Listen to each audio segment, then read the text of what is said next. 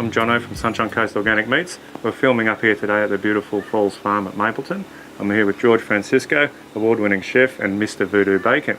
So George, we've had the opportunity for you to showcase some of your fantastic rubs and bacons today. How have you found the day so far?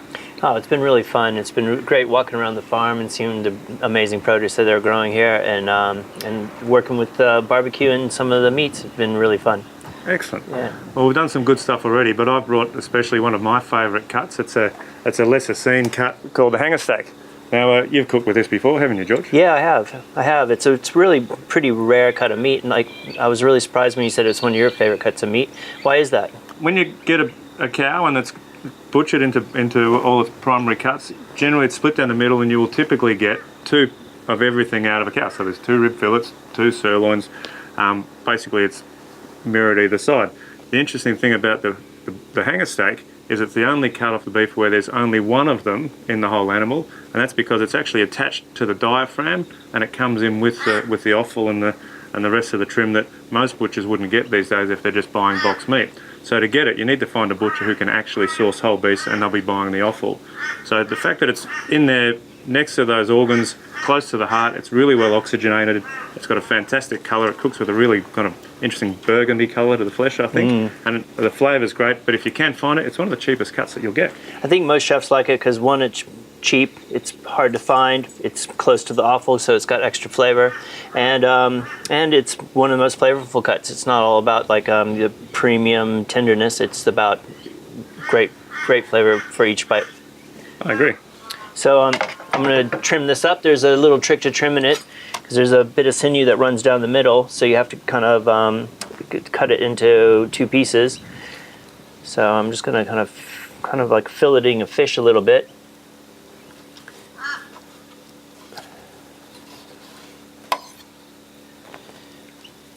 Has a long stringy fibre to it, doesn't it, George? Yeah, it does.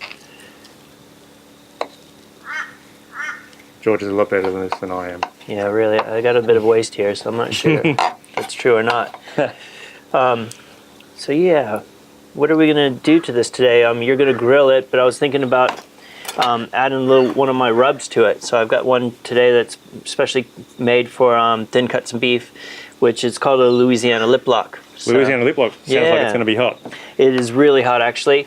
It's also called a sweet beef rub because it's got a bit of brown sugar in it, so it kind of plays that kind of spicy, sweet kind of notes. So it's really, if you really love spice, you go hard and it'll just light you up. And if you're just a little sensitive to spice, you can go really light, and it's just like maybe adding black pepper to something. It's just a really accented flavor. Just sprinkle a little bit on the top. And I just use this instead of black pepper, but I'd still use salt because there's no salt in any of the rubs. And while I grill this up, you're going to knock up something else to go on top of this, am I right? Yeah, I was thinking, well, what's really good with cuts of meat like this is a salsa verde or chimichurri, so I thought I'd come up with something like based upon flavors that are found around the farm. So I saw some lavender, and so I thought, let's make a salsa verde, but with a bit of lavender in it. Lavender in a salsa verde? Yeah, lavender adds really great flavors. It's in herbs of Provence, and it's really big in Provence and France, so I thought it would be really nice. I've never seen that before. Yeah, so we'll give that a try while you're grilling. I'll make this.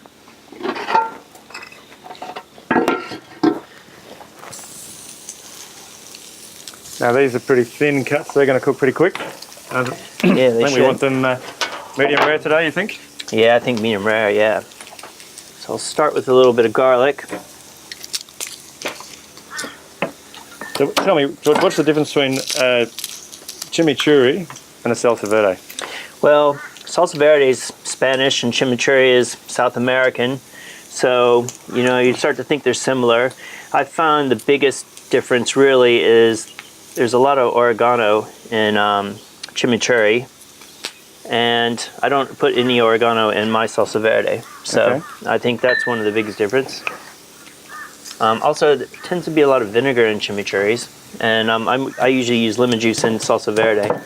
So I just add a garlic clove to the mortar and pestle and a little bit of salt. The salt kind of gives it a little bit of grit to grind with, so it grinds better. So I'm putting a little bit of basil leaves in, a bit of flat leaf parsley, a bit of mint, What do you think, George? Is this one nearly ready to turn, or I a little bit longer? Yeah, maybe a little bit boss. longer. Okay, Yeah. I'll just do what I'm We're told. going for medium rare though, right? Absolutely. Well, this one's a little thinner, so this one might be. Yeah, that one might be ready. It might be ready. Yeah. So then we got these beautiful lavender flowers, which we found today, which inspired this dish actually, or inspired this addition to the dish. Some of those in. I can smell that rub, George. It smells fantastic. Yeah, it's really nice, huh?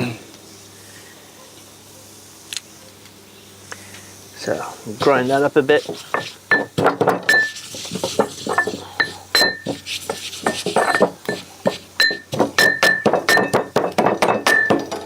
Add a little bit of lemon juice.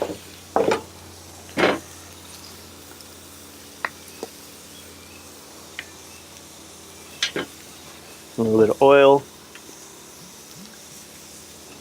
A little bit of capers.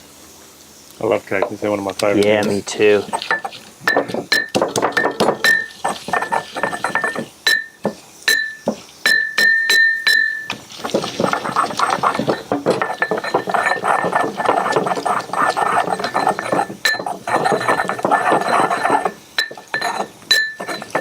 Yeah, I think you're ready. Reckon we can turn this one? Yep. Yeah, I think that other one's nearly ready to come off. We've got something to put it on. Do you think, should I take this one off already? Yeah, I think that one's ready, I think that definitely. one's ready. A little bit more oil in here.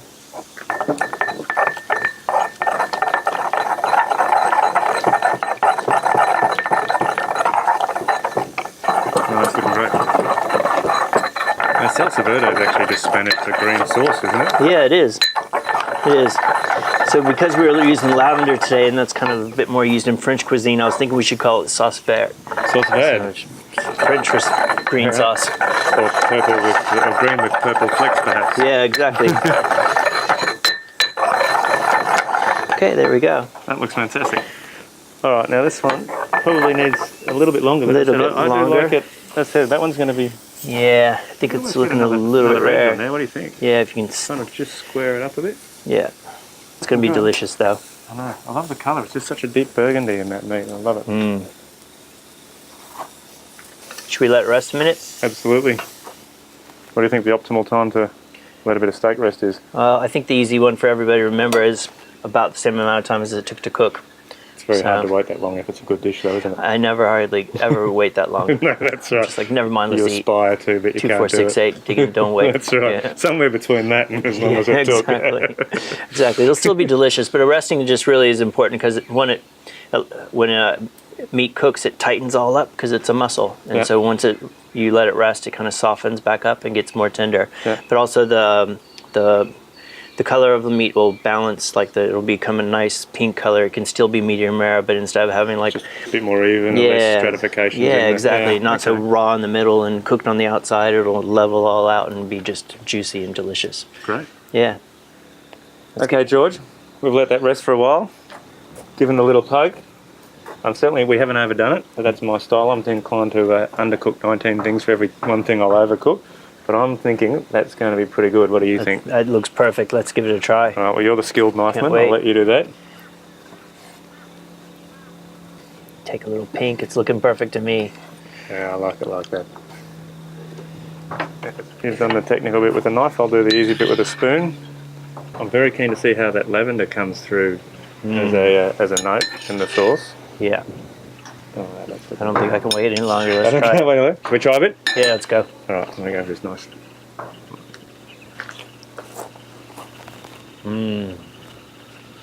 Wow, that's fantastic. Really good. That's really amazing. I think your saucing was amazing.